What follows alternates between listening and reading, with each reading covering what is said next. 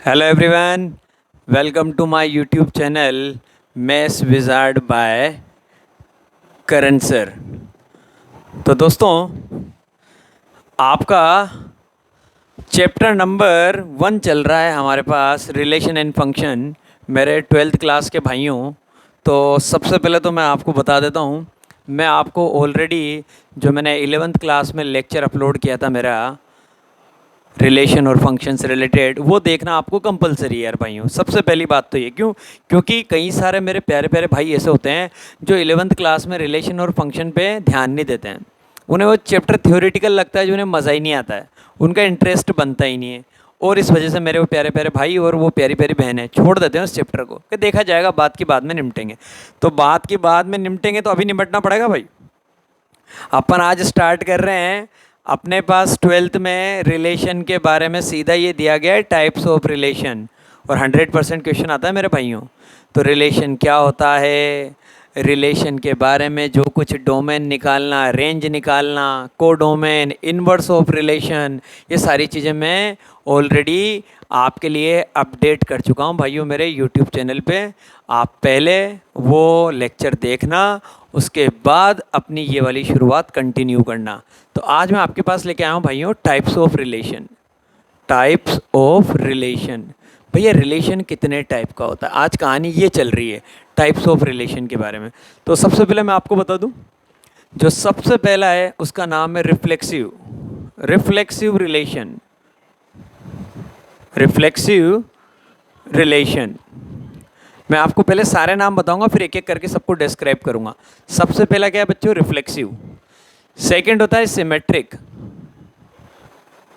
Second होता है symmetric relation. होता क्या है वो सब आपको अभी समझ में आ जाएगा। पहला है बच्चों रिफ्लेक्सिव, सेकंड होता है मेरे भाइयों सिमेट्रिक, और जो थर्ड है वो है मेरे भाइयों ट्रांजिटिव। ट्रांजिटिव रिलेशन, ये थर्ड मेरा ट्रांजिटिव रिलेशन है, ठीक है। अब उसके बाद एक रिलेशन इतना प्यारा होता है जो इन तीनों का कॉम्बिनेशन है। अगर कोई रिलेशन आपके पास रिफ्लेक्सिव भी है, सिमेट्रिक भी है और ट्रांजिटिव भी है, तो उसको पता है आप डायरेक्ट एक नाम यहाँ पे दे सकते हैं, सीधा सीधा एक नाम है उसके लिए अपने पास यहाँ पे। अगर कोई रिलेशन ये तीनों कंडीशन होल्ड कर रहा है, if a relation is holding these three conditions at the same time simultaneously, then we can say that equivalence relation। Equivalence relation. तो अगर आपसे कोई पूछे कि इक्विवेलेंस रिलेशन क्या होता है, तो आपका इमीडिएटली आंसर होना चाहिए कि ऐसा रिलेशन जो रिफ्लेक्सिव भी हो, सिमेट्रिक भी हो और ट्रांजिटिव भी हो, उसको हम क्या बोलेंगे, इक्विवेलेंस रिलेशन। एग्जाम में आपके पास ये क्वेश्चन डायरेक्ट आता है कई बार कि शो करके बताओ कि जो भी रिलेशन हमने आपको दिया है, show that whether the given relation is an equivalence relation और नॉट। तो आपको ये तीनों कंडीशन चेक करनी पड़ेगी। अगर ये तीनों कंडीशन ट्रू हो जाती है तो आप बोलेंगे इक्विवेलेंस है, otherwise the given relation is not equivalence. अब पढ़ना स्टार्ट करते हैं दोस्तों, एक एक करके वन बाय वन। सबसे पहले अपन बात करेंगे किसके बारे में, रिफ्लेक्सिव के बारे में बात करेंगे। देखिए चैप्टर थ्योरेटिकल है, ये मैं आपसे हमेशा से कहता आया हूँ। मैं जब आपको 11th में पढ़ाता था तब भी मैं आपसे यही बात कहता था, 11th वालों से आज भी यही बात कहता हूँ, और मेरे भाइयों आपसे भी वापस यही बात कह रहा हूँ कि चैप्टर थ्योरेटिकल है तो कॉन्सेप्ट थोड़े याद रखने पड़ेंगे। रिफ्लेक्सिव क्या होता है देखिएगा आप। रिफ्लेक्सिव रिलेशन, पहली बात तो मेरे भाइयों आपको पता है कि रिलेशन क्या होता है, एक सेट से दूसरे सेट में, ठीक है। जब from set A to set B, हम यहाँ पे बातें करेंगे। हमारे पास सेट ए ही है, ए से ए पे ही चल रहा है, ठीक है। अ रिलेशन आर, मतलब सेट बी की जगह भी सेट ए ही है। A relation R from set A to set A. A relation R from set A to set A is called a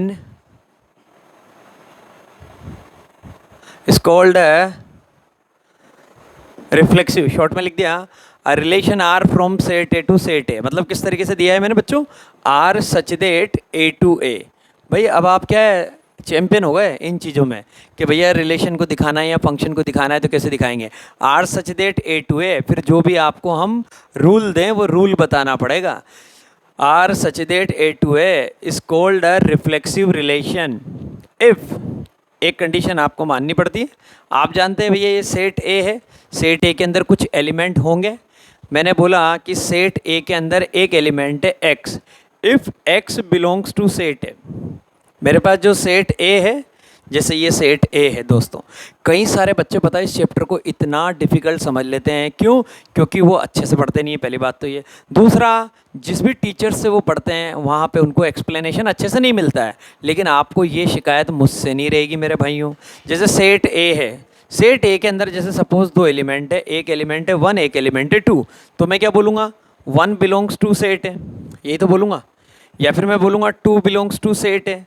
तो भैया जो सेट ए है ना, उसके अंदर जो एलिमेंट है वो अभी मुझे नहीं पता। मैंने बोला कि सपोज़ उसके अंदर एक एलिमेंट एक्स है, जैसे यहाँ पे एक एलिमेंट क्या था 1, तो मुझे 1 पता है तो मैंने 1 बोल दिया ना, मुझे यहाँ तो पता ही नहीं है। तो मैंने क्या बोल दिया कि भैया वहाँ पे सपोज़ कोई एक एलिमेंट है x, if x belongs to set A, अगर ऐसा है ना, ऐसा है ना, तो भैया x comma x belongs to R. मतलब एक्स कोमा एक्स का मतलब जैसे यहाँ पे 1 है तो 1 कोमा 1 ये रिलेशन का एलिमेंट होना चाहिए। मतलब खुद का खुद के साथ ऑर्डर्ड पेयर बनना चाहिए। जैसे 1 1 2 2 3 3 4 4, ये मैं कहना चाहता हूँ मेरे भाइयों। इसका मतलब होता है रिफ्लेक्सिव रिलेशन। तो रिफ्लेक्सिव रिलेशन क्या बताता है? खुद का खुद के साथ। जैसे आपके पास अगर सेट ए के अंदर कोई एलिमेंट हैं 4 5 6, तो भैया आपका जो रिलेशन है ना, उस रिलेशन के अंदर पता है क्या होना चाहिए? उस रिलेशन के अंदर 4 4 भी होना चाहिए, 5 5 भी होना चाहिए और 6 6 भी होना चाहिए। अगर ये सारी चीज़ें उसके अंदर प्रेजेंट है तो आप क्या बोलेंगे कि ये रिलेशन क्या है? ये रिलेशन आपका रिफ्लेक्सिव रिलेशन है। अगर आप ऐसे नहीं बोल के यूँ बोलते हैं कि भैया हमारे पास एक सेट ए है, उस सेट ए के अंदर एलिमेंट है 1 2, ठीक है, और आप जो रिलेशन डिफाइन कर रहे हैं उस रिलेशन के अंदर जो, देखिए रिलेशन के जो एलिमेंट होते हैं ना बच्चों, अपने को अच्छे से पता है वो ऑर्डर्ड पेयर की फॉर्म में होते हैं। रिलेशन के एलिमेंट हमेशा ऑर्डर्ड पेयर की फॉर्म में होते हैं। तो हमें पता है कि अगर हमारे पास यहाँ पे आ गया 1 1 2 2, तो हम बोलेंगे कि ये रिलेशन क्या है? ये रिलेशन हमारा रिफ्लेक्सिव रिलेशन है। ठीक साहब, मतलब खुद का खुद के साथ हर बार मेंटेन रहना चाहिए, ये रिलेशन रिफ्लेक्सिव है। लेकिन मान लो कभी ऐसा हो जाता है कि कोई रिलेशन मैंने आपके लिए बनाया आर इक्वल टू, मैंने बोला 1 1 है, 2 2 भी है, और मैंने बोला यार एक ऑर्डर्ड पेयर हो रहे वो है 1 2। तो बच्चे सोचते हैं कि ये तो आ ही गया तो रिफ्लेक्सिव हो गया, लेकिन उसने आते ही काम बिगाड़ दिया। क्योंकि फिर रिफ्लेक्सिव का मतलब तो फिर सारी चीज़ें वही रहनी चाहिए। 1 1 है तो फिर 1 1 ही रहे। अगर 2 2 आ गया, 1 1 2 2 दोनों है तो भैया फिर अब ये 2 ही रहने चाहिए। अगर इनके साथ 1 2 आ जाएगा ना तो ये बेटा रिफ्लेक्सिव रिलेशन नहीं है, क्योंकि अब इसमें बुराइयाँ स्टार्ट हो गई। अभी तक तो ये किसके जैसा था? करण सर जैसा। अभी तक तो ये रिलेशन किसके जैसा था बच्चों? करण सर जैसा। बहुत अच्छा लग रहा था आपको, अरे वाह यार शानदार, कितना बढ़िया है, बिल्कुल एकदम करण सर जैसा है। सारी की सारी चीज़ें एकदम pure neat and clean. Singer भी दिख रहा है, टीचर भी दिख रहा है, हैंडसम भी है, स्मार्ट भी है। अब थोड़ी देर बाद आपने देखा कि अरे नहीं नहीं नहीं यार, ये तो करण सर में कोई बुराई आ गई यार भैया।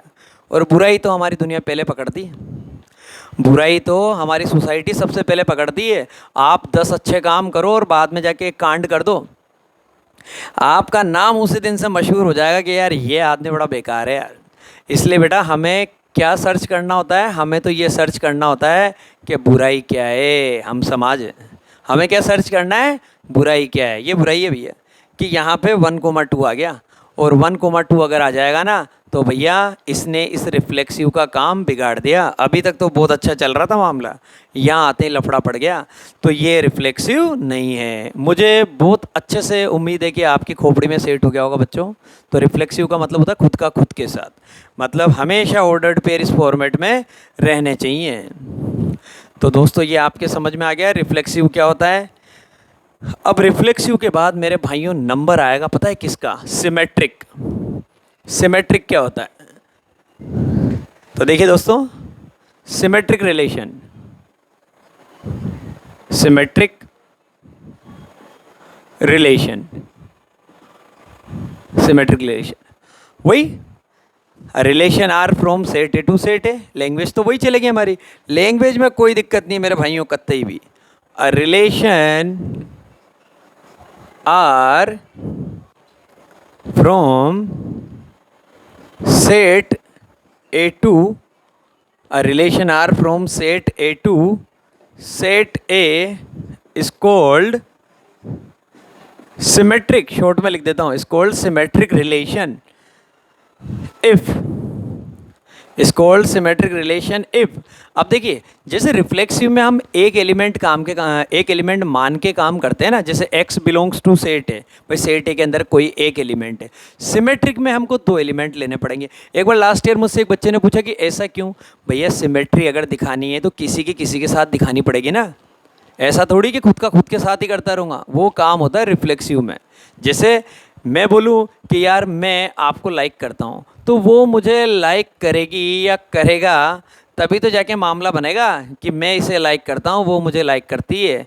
इसका मतलब वो मेरी गर्लफ्रेंड है, मैं उसका बॉयफ्रेंड हूँ। अब मैं बोलूँ कि मैं उसका बॉयफ्रेंड हूँ और वो बोले ही नहीं, तो बेटा ऐसे काम नहीं चलेगा ना, ये वाली बात है। तो दोनों तरफ से मामला होना चाहिए। तो मैं यहाँ पे पता है क्या बोलता हूँ, इफ़ x कोमा वाई, दो एलिमेंट लिए मैंने, बिलोंग्स टू सेट ए। भाई मेरे पास ये सेट ए है, जो भी है, जो बस मेरे पास एक ही सेट ए है। इस सेट ए के अंदर कितने एलिमेंट है आई डोंट नो। मैंने बोला कि सपोज इस सेट ए के अंदर जो एलिमेंट है 5, 10, 15, 20, उनमें से मैंने दो एलिमेंट लिए। If x comma y belongs to set A and, और एक कंडीशन आपको मान के चलनी पड़ती है, and x comma y belongs to R. अगर x कोमा वाई जो है वो रिलेशन का एलिमेंट है, तो y कोमा x भी रिलेशन का एलिमेंट होना चाहिए। अगर ऐसा है तो रिलेशन आपका सिमेट्रिक है। Then y comma x belongs to r, अगर ऐसा है और ऐसा आपने शो कर दिया, अगर ऐसा है और ऐसा आपने शो कर दिया। फॉर एग्जांपल कैसे? जैसे 2 कोमा 3 आपके रिलेशन के अंदर प्रेजेंट है और at the same time 3 comma 2 भी आपके रिलेशन के अंदर अगर प्रेजेंट है मेरे दोस्तों, तो आप बोलेंगे ये रिलेशन क्या है? ये रिलेशन सिमेट्रिक है। पूछा जाएगा क्यों? क्योंकि यहाँ पे x कोमा वाई जो है वो रिलेशन का एलिमेंट है, and this implies that y comma x वो भी रिलेशन का एलिमेंट है। तो मैं आपसे ये बात कहना चाह रहा हूँ बच्चों। तो सिमेट्रिक में क्या होता है, एक और अच्छा एग्जांपल देता हूँ। जैसे मैंने क्या किया भाइयों, एक सेट है ए, सेट ए के अंदर एलिमेंट है 1, 2, 3, 4 या 1, 2, 3, 3 एलिमेंट ले लेते हैं। सेट ए के अंदर एलिमेंट है 1, 2, 3। अब मैंने क्या किया, सेट ए से सेट ए पे एक रिलेशन डिफाइन किया। उस रिलेशन के अंदर देखिए बच्चों क्या क्या है, देखना आप। उसके अंदर है 1 कोमा 1, 2 कोमा 2, फिर मैंने बोला 1 कोमा 2, फिर मैंने बोला 2 कोमा 1। मैं आपसे पूछता हूँ सिमेट्रिक है? आपने क्या किया, आपने देखा कि 1 का 1 के साथ उल्टा करेंगे तो भी वही बात है, 2 का 2 के साथ उल्टा करेंगे तो भी वही बात है, 1 का 2 के साथ, तो 2 का 1 के साथ होना चाहिए, हो रहा है, 2 का 1 के साथ हो रहा है। इसका मतलब ये रिलेशन हमारा सिमेट्रिक है। लेकिन बच्चों अगर यहाँ पे मैं एक ऑर्डर्ड पेयर और इंक्लूड करता, फॉर एग्जांपल कैसे, देखिएगा मैंने यहाँ पे इसमें एक ऑर्डर्ड पेयर और इंक्लूड कर दिया, वो कर दिया 1 कोमा 3, और अब मैंने कर्ली ब्रैकेट के अंदर बंद कर दिया। अब मैं आपसे क्या कहता हूँ कि चलो बताओ मेरे बच्चों ये रिलेशन सिमेट्रिक है या नहीं है। आप क्या कहेंगे, सर चेक करना पड़ेगा, करिए। 1 1 2 2 1 2 1 2 है, उसका उल्टा भी है 2 1 भी है, मतलब एक्स वाई है तो वाई एक्स भी है। इधर आ जाइए 1 3 3 1 नहीं है। और हम कौन है, सोसाइटी, हमारा काम क्या है, बदनाम करना। हम इसको बदनाम करेंगे क्या, कि ये सिमेट्रिक नहीं है। क्यों? क्योंकि बेटा 1 कोमा 3 इसके अंदर प्रेजेंट है, लेकिन 3 comma 1 does not belong to R. इस वजह से ये रिलेशन हमारा सिमेट्रिक नहीं है।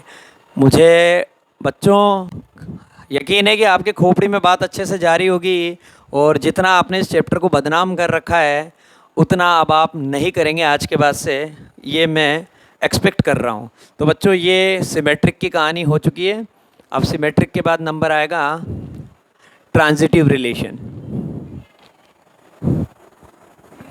सिमेट्रिक के बाद नंबर आएगा मेरे बच्चों transitive relation, third transitive relation. Transitive relation में देखिए मज़ा आएगा।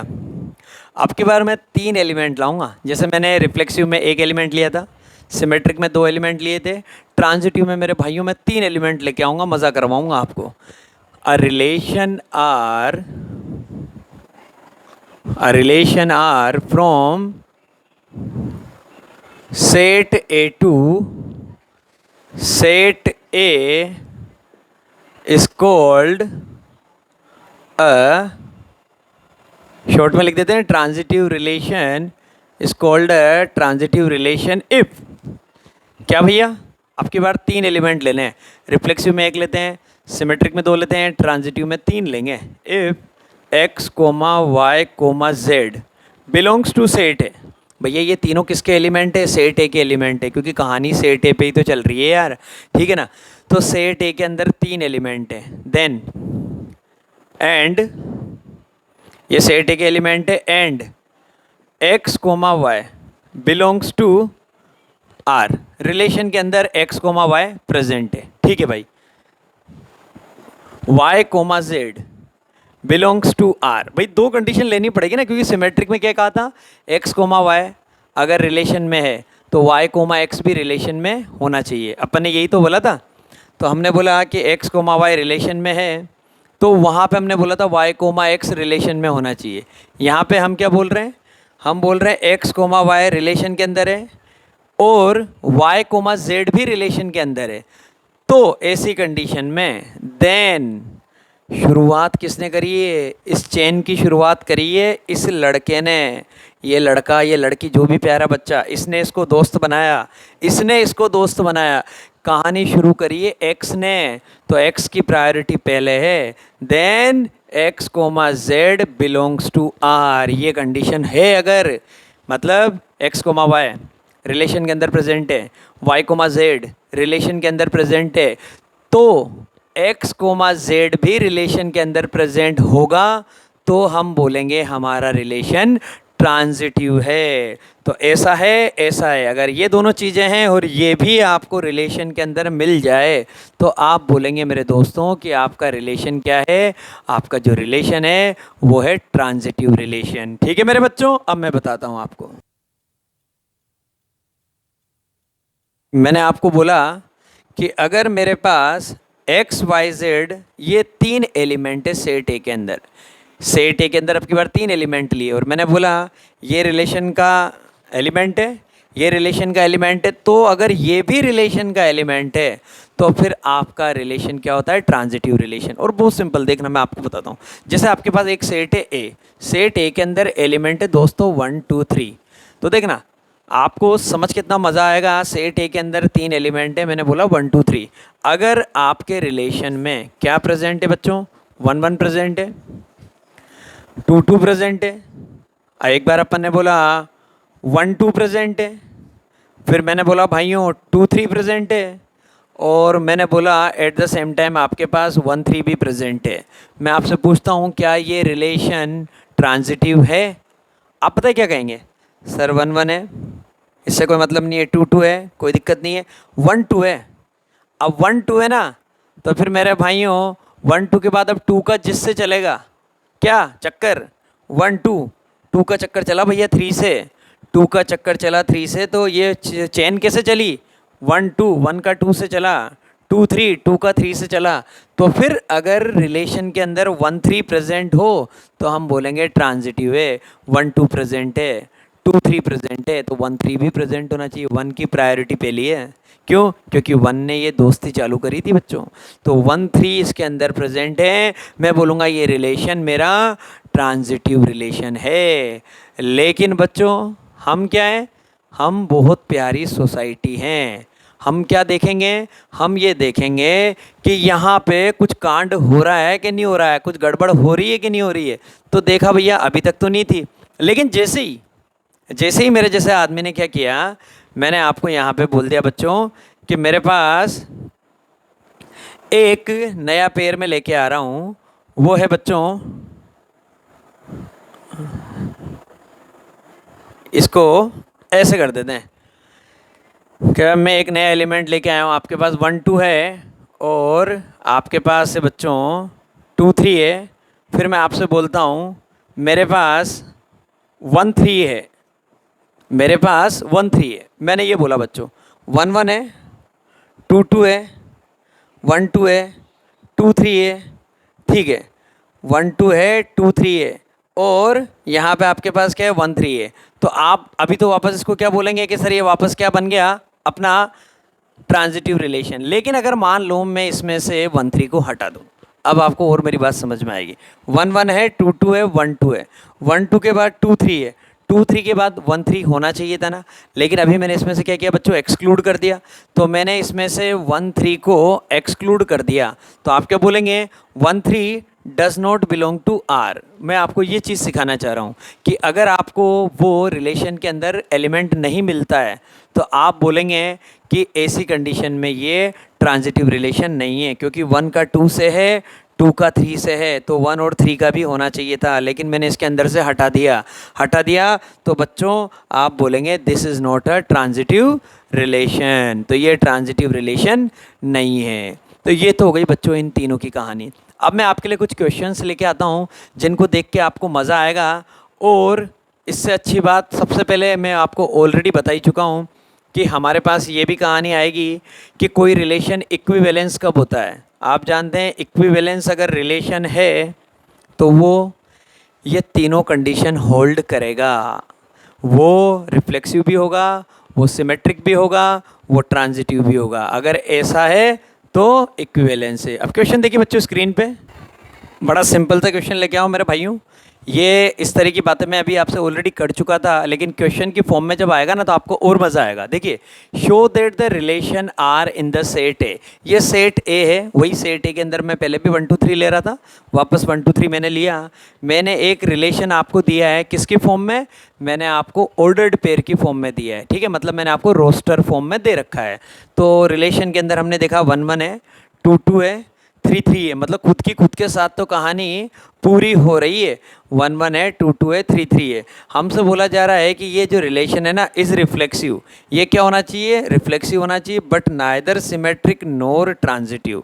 भैया ये रिफ्लेक्सिव तो होना चाहिए, लेकिन ना सिमेट्रिक है ना ही ट्रांजिटिव है। हमने देखा 1 1 बिलोंग्स टू आर, हमने देखा 2 2 बिलोंग्स टू आर, हमने देखा 3 3 बिलोंग्स टू आर। मतलब सेट ए का हर एलिमेंट खुद से कनेक्टेड है, मतलब ये रिफ्लेक्सिव तो हो गया। ठीक है साहब, अब क्या चेक करना है? सिमेट्रिक चेक करना है। सिमेट्रिक में आप क्या बोलते हैं कि जो रिलेशन x का y से वही y का x से होना चाहिए। इनकी तो हो गई कहानी खत्म। 1 2 1 2 के बाद यहाँ पे क्या होना चाहिए था? 2 1 होना चाहिए था। है क्या? नहीं है। तो आप क्या लिखेंगे? 2 1 does not belong to R. कितना सिंपल चैप्टर, इसको पता नहीं क्यों कॉम्प्लिकेटेड बना रखा है सब लोगों ने। 2 1 does not belong to R, hence R is not symmetric. कहानी खत्म। ये लो, ट्रांजिटिव चेक करना है। ट्रांजिटिव में आपको पता है 3 एलिमेंट होते हैं, एक्स वाई जेड। जो एक्स का वाई के साथ है, अगर y का z के साथ है तो x का z के साथ भी होना चाहिए। मैंने देखा 1 1 है, 2 2 है, 3 3 है, 1 2 के बाद फिर मैंने देखा कि 2 ने 3 से कर लिया, चलो बहुत अच्छी बात है। x की जगह 1 है, y की जगह 2 है, z की जगह 3 है। 1 2 दिख रहा है, 2 3 दिख रहा है। अब 1 3 आना कंपलसरी था। 1 3 है क्या इसके अंदर? नहीं है। हम बोलेंगे 1 3 does not belong to R, hence R is not transitive. तो रिफ्लेक्सिव था, लेकिन ना सिमेट्रिक है ना ही ट्रांजिटिव है। अब स्क्रीन पे सेकंड क्वेश्चन लेके आ रहा हूँ जो बहुत प्यारा लगेगा आपको। Just look at here. अब देखिए बच्चों, क्वेश्चन नंबर 2 में आपके लिए बहुत इंटरेस्टिंग ले आया हूं, बहुत मज़ा आएगा आपको इसमें इसमें मज़ा आएगा आपको ओरिजिनल। देखिए, हमें बताना है कि ये रिलेशन क्या होना चाहिए, इक्विवेलेंस होना चाहिए। अगर ये रिलेशन इक्विवेलेंस होना चाहिए ना, तो हमें पता है इसको रिफ्लेक्सिव प्रूव करना पड़ेगा, सिमेट्रिक भी और ट्रांजिटिव भी, तीनों कहानी। तो सबसे पहले फर्स्ट फॉर रिफ्लेक्सिव, जब भी इक्विवेलेंस रिलेशन प्रूव करना है, ये तीनों कहानी बतानी पड़ेगी फॉर रिफ्लेक्सिव। रिफ्लेक्सिव के लिए अपन क्या करते हैं, रिफ्लेक्सिव के लिए अपन एक एलिमेंट लेते हैं, ठीक है, और अपन क्या बोलते हैं, खुद का खुद के साथ। अब ये बोल रहा है ordered pair a comma b की फॉर्म में, तो 2 डिवाइड्स ए माइनस बी, मैं बी की जगह भी क्या करूँगा, ए ही रखूँगा। क्यों? क्योंकि मेरा पहला एलिमेंट मैंने ए ले रखा है, तो सेकेंड एलिमेंट भी मेरे पास यही होना चाहिए। तो हम क्या बोलेंगे, लेट भैया एक एलिमेंट है ए बिलोंग्स टू, ये ए जो है ये किसके अंदर है, ये जेड के अंदर है। Let a belongs to Z is 2 divides A minus b की जगह क्या रखेंगे, ए माइनस ए। आंसर कितना आया, 0। भाई अगर हम बी की जगह भी ए पुट करते हैं, तो हमारा रूल क्या दे रखा है, ए minus B. A minus B का मतलब यहाँ पे हमको बी की जगह ए रखना है। ए माइनस ए कितना होता है बच्चों, 0। तो 0 जो है ना, सीधी सी बात है, 2 डिवाइड 0, 2 जो है वो 0 को डिवाइड करता है, क्योंकि आंसर क्या आएगा, 0। आपसे कोई बोले 0/2, आप क्या बोलेंगे, आंसर इज 0। इसका मतलब मेरे दोस्तों कहानी ट्रू हो गई क्या, कि ये जो रिलेशन है ये क्या हो गया, ये रिलेशन हो गया आपका reflexive. As 2 divides A minus a, hence a comma a belongs to R. क्योंकि ए माइनस ए का आंसर क्या आ गया, 0 आ गया, इसलिए ये रिलेशन रिफ्लेक्सिव हो गया। अब अपने को चेक करना है सिमेट्रिक। तो देखिए फोर सिमेट्रिक, इसमें भी मज़ा आएगा आपको। अपन क्या बोलेंगे, अब की बार 2 एलिमेंट लेंगे ए और बी, जैसे अपन लेते हैं ना एक्स और वाई, इसने ए और बी की फॉर्म में दिया तो ए और बी। तो अपन क्या बोल रहे हैं यहाँ पे, 2 डिवाइड्स ए माइनस बी, ये दिया हुआ है 2 divides A minus B. A और बी दोनों किसके एलिमेंट है, ए comma B belongs to Z, integer के एलिमेंट है। 2 divides A minus B, A minus B को क्या डिवाइड कर रहा है, 2 डिवाइड कर रहा है। तो भैया अगर 2 ए माइनस बी को डिवाइड कर रहा है, तो फिर 2 बी माइनस ए को भी तो डिवाइड करेगा। क्योंकि अगर मैं बोलूँ ए की जगह 2 है, बी की जगह 4 है, तो ए माइनस बी का मतलब क्या आया, ए माइनस बी का मतलब आया 2 माइनस 4 मतलब -2। और अगर मैं ए माइनस बी की जगह बी माइनस ए कर दूं, तो बी माइनस ए का आंसर क्या आएगा, 4 - 2 मतलब 2। तो दोनों को ही तो डिवाइड कर रहा है। अगर ए माइनस बी को डिवाइड कर रहा है, तो बी माइनस ए को भी तो करेगा। तो हो गई मेरी कहानी एकदम शानदार। A is 2 divides A minus B, this implies that 2 divides B minus A. इसका मतलब 2 जो है वो बी माइनस ए को भी डिवाइड करेगा, मैंने एग्जाम्पल पुट करके बताया। और अगर ऐसा है तो हमें पता है ए comma B belongs to R, then B comma A is also belonging to R. अगर ये चीज़ प्रूव हो गई तो हम बोलेंगे बच्चों कि ये जो रिलेशन है ये सिमेट्रिक है। हो गया बच्चों हमारा सिमेट्रिक। अब नंबर आएगा ट्रांजिटिव का। अब ट्रांजिटिव में देखना कहानी बड़ी प्यारी होती है, ट्रांजिटिव में थोड़ा अच्छा लगता है। फोर ट्रांजिटिव, ट्रांजिटिव के बारे में बात करेंगे तो 3 एलिमेंट लेने पड़ते हैं। Let a comma b comma c belongs to, जिस सेट पे डिफाइन किया है इंटीजर का सेट है। अब यहाँ पे हम क्या लेके चलते हैं, एंड ए कोमा बी, ठीक है, बिलोंग्स टू आर। अगर ए कोमा बी रिलेशन का एलिमेंट है तो कहानी क्या होती है, कहानी होती है 2 divides A minus B.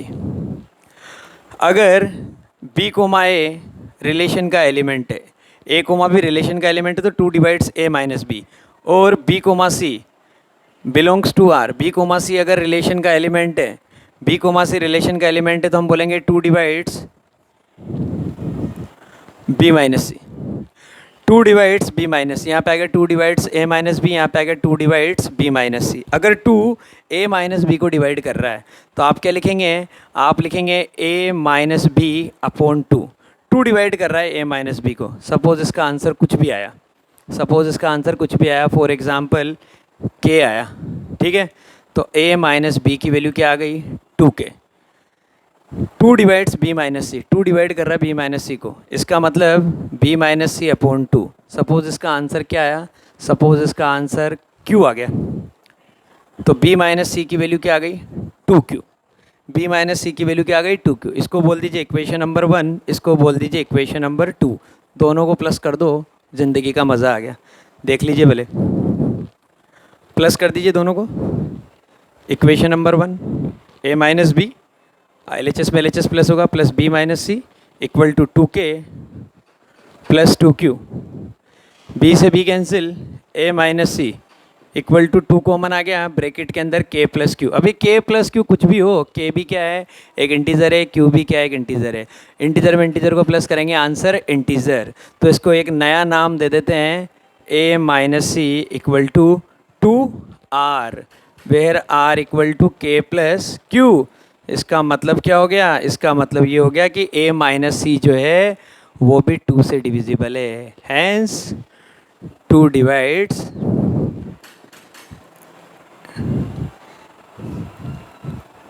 A minus C.